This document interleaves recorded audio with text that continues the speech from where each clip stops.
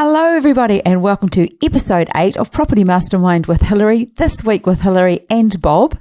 Bob's joining me, and we're going to be talking about how to get started in property development when you have a job. So potentially, how do you leave your job, if you want to get into property development full time? Okay, let's jump into the episode.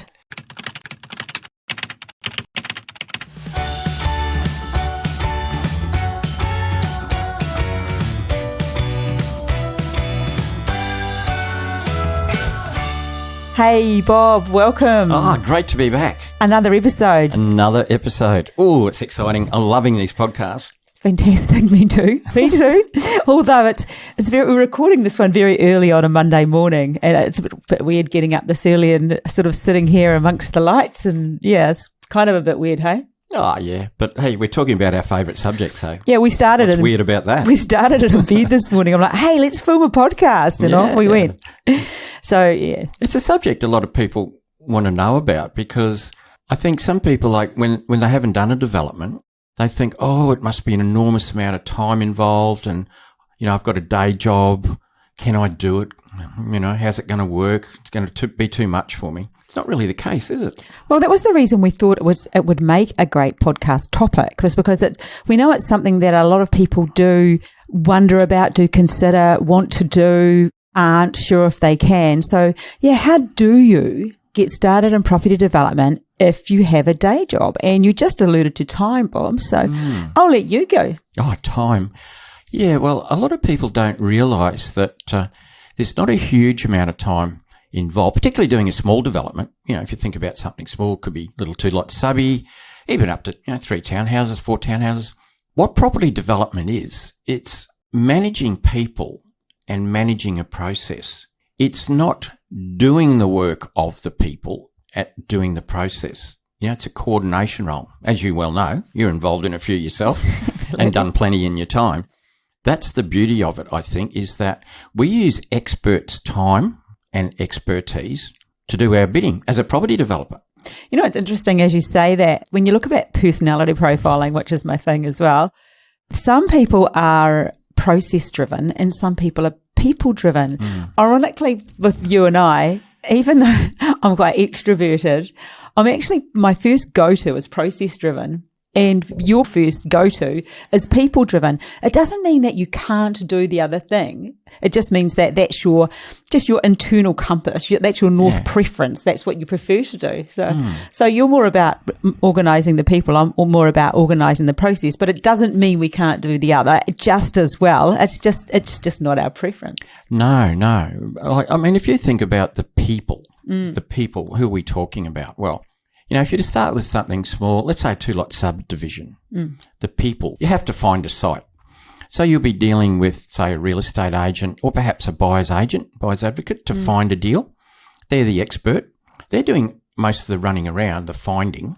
Because I think at the moment, like we're talking early July 2021, that's the current bottleneck as we talk about, bottlenecks, or there's always the bottleneck will move, whatever the current problem is. But that's the current, not when I say problem, that's the current hardest bit at the moment, potentially. Yeah, there's always as you say, a little bottleneck somewhere, in time's gone past, it's been finance or something else, the interest rates, But if you think about back to that little 2-lot subdivision, so we've got an expert, if you like, finding a deal for us.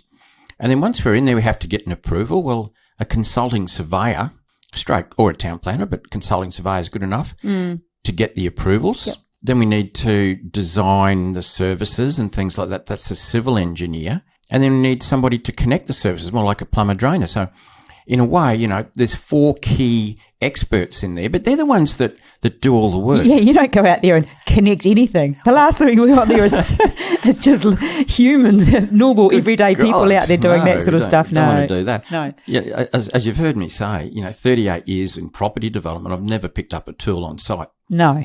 Never. No, maybe at home on a weekend I'll pick up a tool. Badly. I'd rather go fishing. And so what we're saying is that we've got experts there doing the work. Absolutely. So we're just managing those people and the process that they're doing, that they're completing. Yeah. So it makes it quite achievable. Yeah. Well, the process is find a site, get an approval, do whatever construction's required, and sell it. That's a quick, So short easy. process. And then, you've got the experts to help you find the site.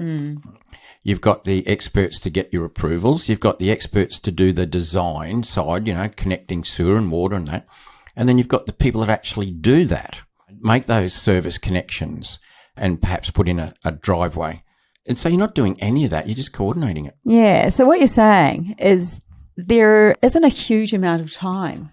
And so it can be done while you have a job, because when we're saying how do you get started in property development while you have a job, we're alluding to the fact that potentially you want to give up the job. And once you've done this a few times, there's going to be enough income, hopefully, to replace, if you've done right, enough income to replace what your current job pays, and you can do this or not. You can run both. On something like a simple 2-lot subdivision, I've worked it out because I've done, cut my teeth on that, and we still work with people that do things. It's probably about 40 to 50 hours work tops.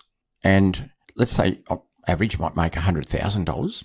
That's a couple of $1,000s an hour if you want to convert it back. That is not a bad hourly rate. It's a good hourly rate. And if you listen to episode 3 where I talked about ways of finding extra time, wow, could you find it? And those 40 or 50 hours aren't they're spread out. Yeah, exactly. And that's the developer's hours. It's not the consulting hours, the people that you pay. And look, you could step it up.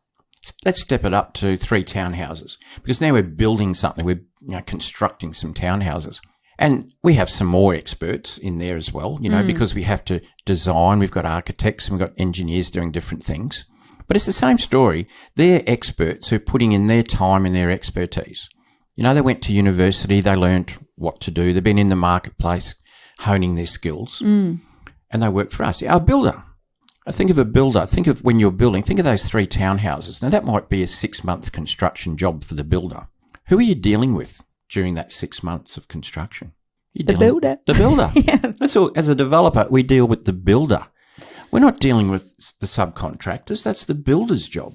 So that, if done correctly and time efficiently, there's no reason why that can't be done in your lunch hour or after work. Yeah, and some people have a job where they sneak in some development time in the day job. I do. A little bit naughty. I do work with a few of those.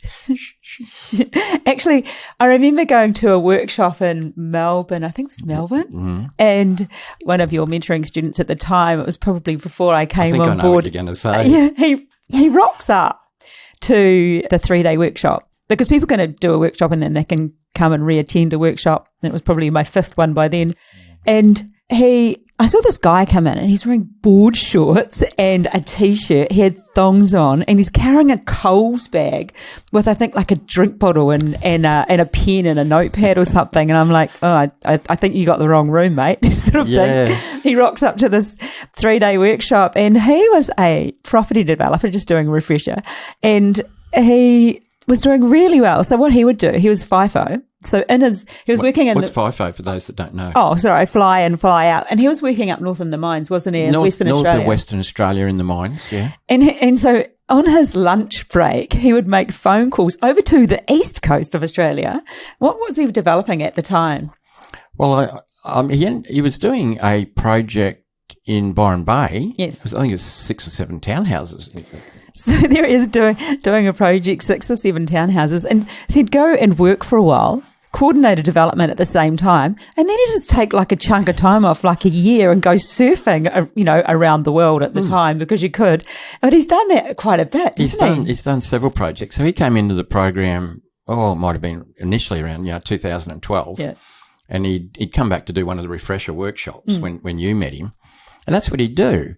And you'd say, what have you been doing lately? He'd say, I finished that project. I made, 3, 4, 5, 600,000, whatever he did. And then he'd take some of that, as you say, tour the world. He might be, 3 months surfing in Bali. He spent a lot of time surfing in Bali. Then he'd be like, West Coast states, or he could be anywhere where there's surf. The most unassuming guy. It was so funny. When I saw the Coles bag, I was like, oh gosh, what's going on here? And like, it wasn't like nice, really crisp, well washed boardies. They were he looked like he just sort of grabbed them out of a bag and threw them on. It was pretty funny. Yeah. And he was doing very well as a property developer.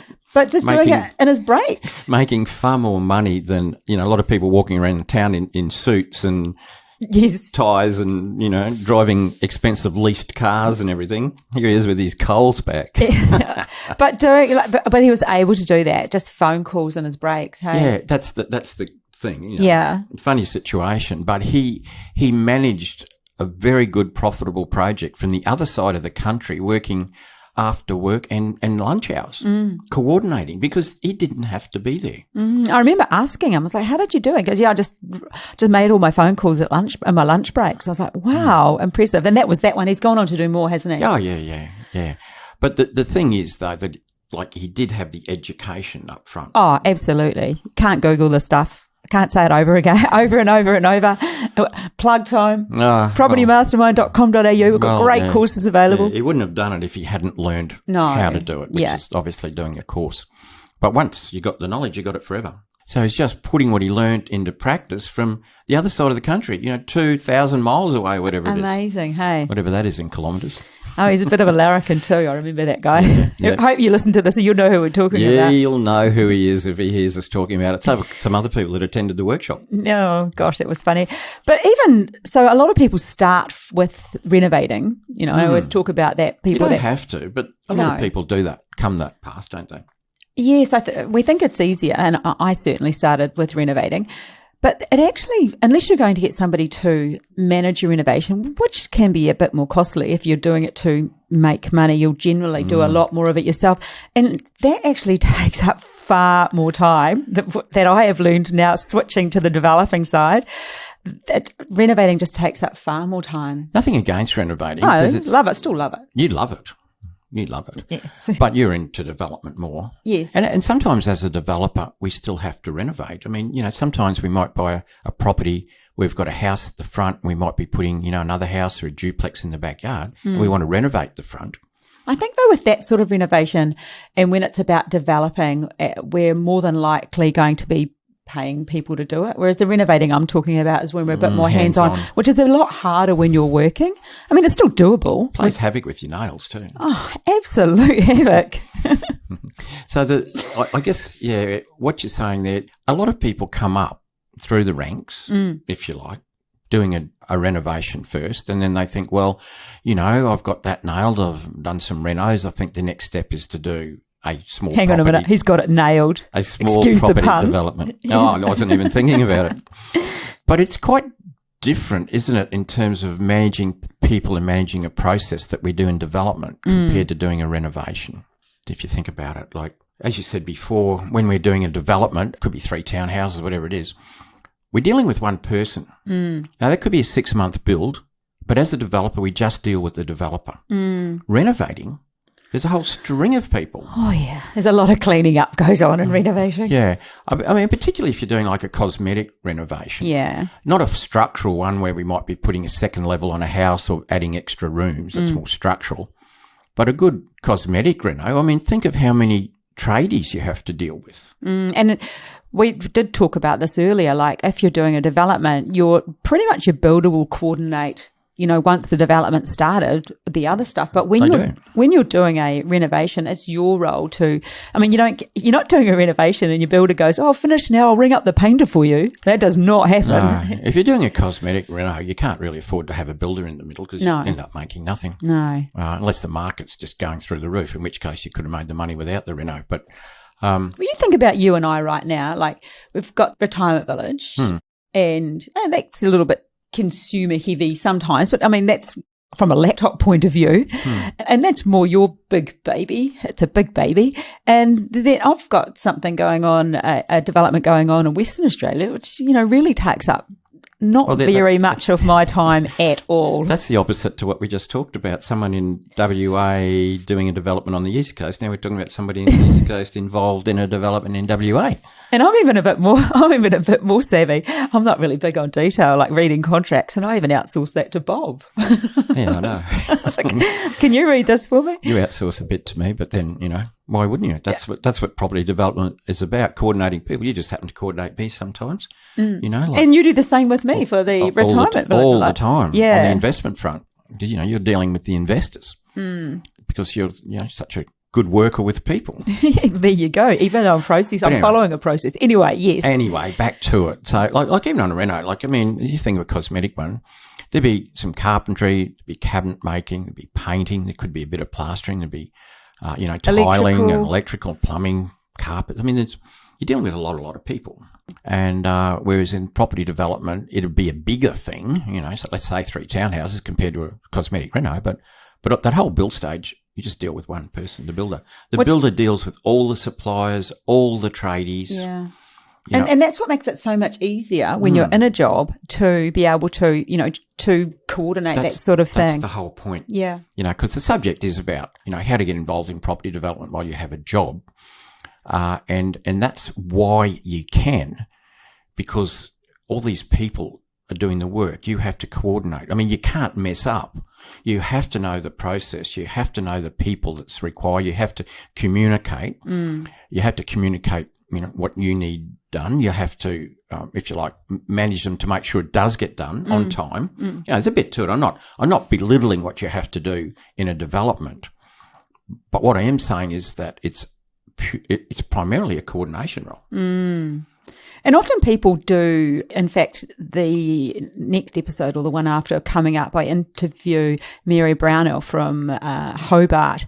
And love Mary. Oh, Mary's awesome. She's such an inspiration, really worth listening to. But she started off, she fell into renovating because she basically had to.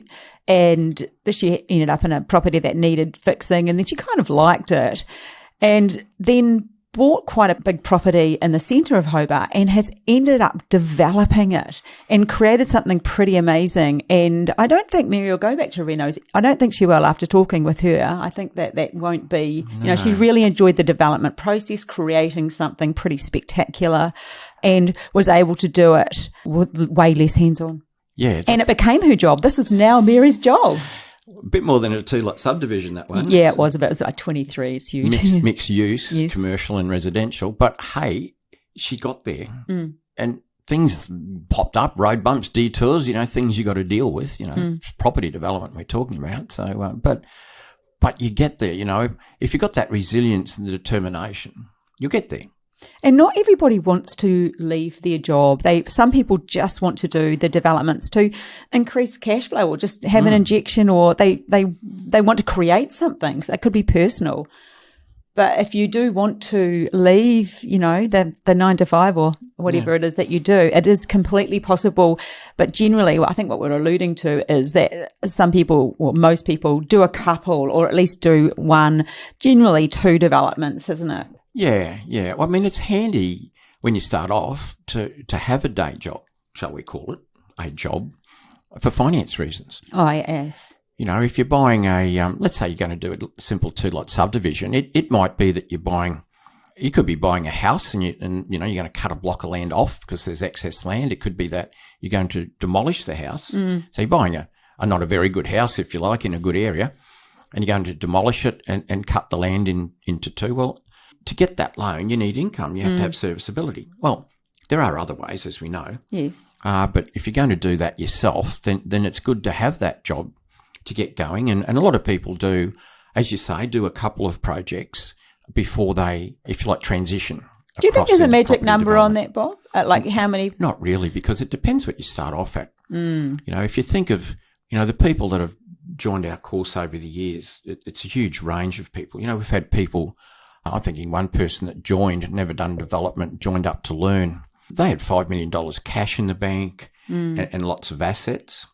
But then we have a lot of people that don't have much, but they realise that you can make a lot of money in a hurry if you do it properly, property development, and that there's other ways of financing it, joint ventures and those sorts of things. So that's like the other end. So people... I just saw advertising, how once you're in property, you just keep getting spammed. I think my laptop listens to me, and I just get lots of adverts about property. But I just saw somebody who has a new person to the block who has a course, and they said that you have to do 2. And I thought maybe it is quite an average though. But yeah, I'm hearing you say that. It depends where you're coming from. Yeah, it depends on that. You can't just be pragmatic and say 2. I mean, you might say, well, I've looked at 20 people and the average is 2. You could say that. Yeah. No, it's a very personal thing. Yeah. And there's people that never give up their job that don't want to. I'm thinking of a school teacher at the moment. I'm thinking of a doctor. They do property developments, but they see their job not as a job, they see it as a career. Yes. The teacher I'm thinking about is a career teacher. They just love teaching. They love, working with students and that sort of thing. But they develop on the side and make far more money out of that than they do out of their teacher job. And I'm thinking of a doctor that won't give up his job, doesn't want to, but is developing. Now, doctors make good money, but property developers make good money too. And so he's got a very good income stream. But he's more interested in developing and holding property as an investment. He makes plenty of cash income, if you like, being a doctor. So he doesn't necessarily need to sell the properties he makes for more cash. He holds them. And as developers, of course, we can create investment properties really cheap or cheaply. So that's his thing. But he won't stop being a doctor. He was born to be a doctor. He loves, shall we say, healing people, but, that's his passion. Property development is his other passion, and he's managed to do both. I noticed that a lot of people in our community, property is such a passion for them. And as you're talking about that person there, it reminded me of somebody else who he was in the mentoring program, obviously finished now, and he was working full time. And it was his goal to become just property full time. And he managed, I think he worked himself down to 2 days a week. And then from 2 days a week, he's now full time property developing. And it wasn't, I do know that he worked really hard. I would say if we asked him, he would say that he did work quite hard because he was quite driven to get there reasonably fast, to replace his income, and he wanted to keep some of the properties. Yeah, so he had quite a good strategy. He had a plan. He had a goal. So he knew exactly what he wanted, and he got there. But he did work. I remember his house was full of plans, and he was telling me about it. I was like, wow, you're amazing. But his journey was... He lived and breathed it. He totally make that eventual transition. I think that's what I mean. I think a lot of people are really passionate about. Well, you have to be passionate about it. Yeah. You have to love property, but you have to have a real desire to want to be a property developer. There's so much to it. Like there is so much to property developing. It's just not by create a property. You learn so much, like just finance and structure, and it's a very, very interesting topic. It's an exciting, interesting topic. So exciting. You got to do it properly. It's like anything. Oh, you don't want to mess it up. No, it's not learning how to make a good fruitcake. If you don't, this one doesn't work out, and you can just throw a $10, $20 fruitcake in the bin. What about you had that couple that down in the ACT? Oh yeah, that couple. Well, that's a few years ago now, but the situation there was a couple, a husband, wife, and 2 small kids. He got a really good job in the ACT. So they moved up from Melbourne for him to, he was like, if you like, the breadwinner in the family. And he took on this good job up in the ACT, well-paid job in IT. His wife did the property development course. And what she wanted to do did he not even come? She just did it on her own? Yeah. Well done. And her goal was to get involved in property development. She'd always liked property.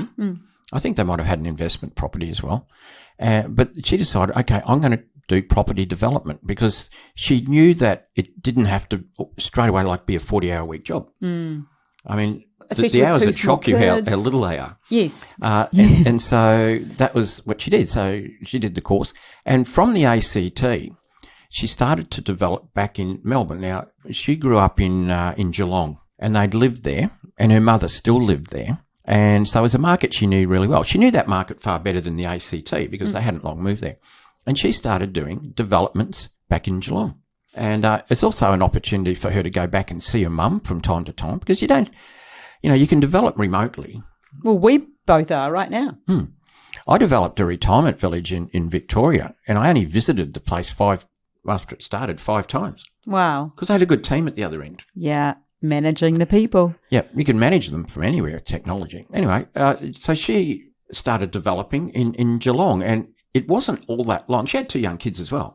It's not unusual, as you well know, for lady developers to, have younger kids at school and, sort of coordinate that very important, most important role with something like property development because you can do it while the kids are at school.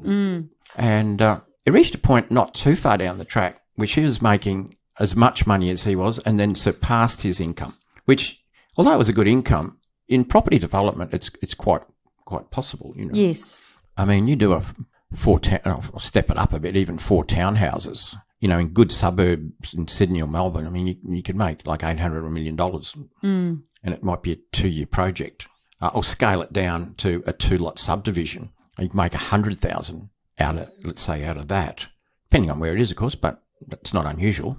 And the amount of hours are really small. And like I like to say, when was the last time you saved 100,000 or even 800,000? Or even 800,000. Or even for some people, when did we last save $800 or when did $8,000 or whatever? So I guess what we're saying, and, you know, the examples of people and what we're talking about is, you know, coordinating people, coordinating a process. It's not a huge hourly thing. And we talked about, you know, some interesting people that have done that. And done it while they've had jobs, but then made that transition. And generally they do, if they're going to do that, they start with the end in mind. So there is a plan that's what they want to do. Not saying you have to, but it's ideal because it gives you a process to follow. It gives your brain a direction to go. Yeah, it just gives you, probably you're more likely to achieve that as a goal if you actually set it as a goal. No, you know all about that. I sure do. It can be done. It's been done time and time again and continues to be done with the students we're working with at the moment. So I suppose just to summarise, Bob, how do you go from working and let's say working full-time or, working to full-time property development to replace your income? In summary, what would be your advice for somebody who wants to do that? Get educated while you still have the job. Definitely start your first project while you have a job and maybe you want to go through that into a second one. Who knows? You don't have to. There's no set rules about it. But time your transition. If you're going to move out, maybe time it when the profit's coming in from a project. Let's say it was your second project and once you've done your second project, you want to transition across to property development, then time it when the income's coming in. So, it could be, your second one might be 3 townhouses, let's just say it was, and there might be, $450,000 coming in profit. Well, time it for around that point because now you've suddenly got $450,000 landing in. And you've got time to spend it. Well, and you've got to pay tax, but I mean, the same thing with your job. Beautiful thing about property development, because you can structure yourself differently from a job, the tax is a lot less on what your earnings are, So that's another big advantage of getting out of your job where you just, get smashed for tax. And then you can make that transition.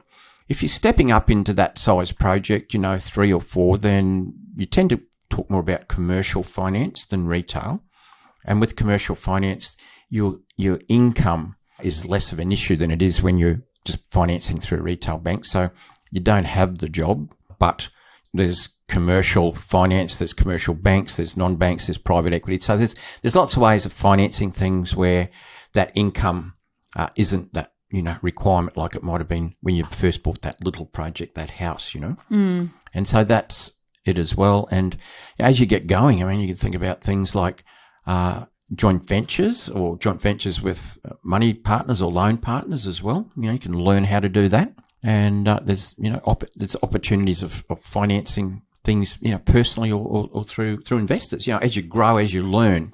And when you say about, leaving your full-time job to take up property development full-time, you wouldn't be working full-time. Even if you had 2 projects on the go, you might only be working, 10, 15 hours a week on average. During the construction phase of a 4 townhouse project, you're probably only putting in, as a developer, about 2 hours a week. The builder is putting in hours and all the tradies are putting in huge hours, but not as a developer. So that's how you do make that transition. I think you've got to time it when the cash is coming in. Yeah. And then you're sort of moving into that area where your income, your serviceability is a lot less of an issue. And then you can go from there. And how many projects you decide to take on or what size, that's sort of what you make your mind up as you're now a full-time developer, but not necessarily working 40 hours a week at all. Well, that was a great summary, Bob. Thank you. You did just mention about using investors for developments, because I do know for a lot of people that money is a bit of an issue initially. Well, they think it is. So I think that we have an ebook actually available about armchair developing. Armchair developer strategies. Of armchair developer strategies. So if you would like a copy of that, actually I'll put a link below this, a link in the show notes, and you're welcome to download a copy of Armchair Developer Strategies. And because both you and I work as armchair developers as well as... It's real full active developers, I guess. Yeah, so armchair developing meaning you're investing in other people's projects. But you could read this just to understand a bit more about how armchair developing works. Yeah, from either the developer's perspective or the investor's perspective. Yes. And in case you're wondering about the squeakiness, there's a wee dog on my lap down here. So if you've heard a little bit of squeaking going on, it's her. It's not my chair. No, there was a little bit of, she's like... It's Hilary's dog. She's sitting on my lap. So hopefully it wasn't too noisy for you. Thanks, Bella. I think that's everything, Bob. How do you feel about that? I think it's great. And you know, if you're thinking of getting into development, you can do it with your job. And that's the recommendation initially.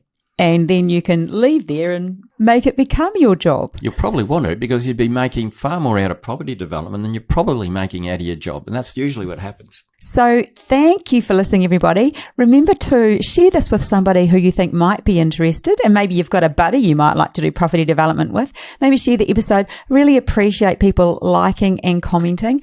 And remember, I'm now giving away a free coaching session after every episode. So this week, giving out a coaching session to Zita. Zita will be in touch with you. Thank you very much for the kind email.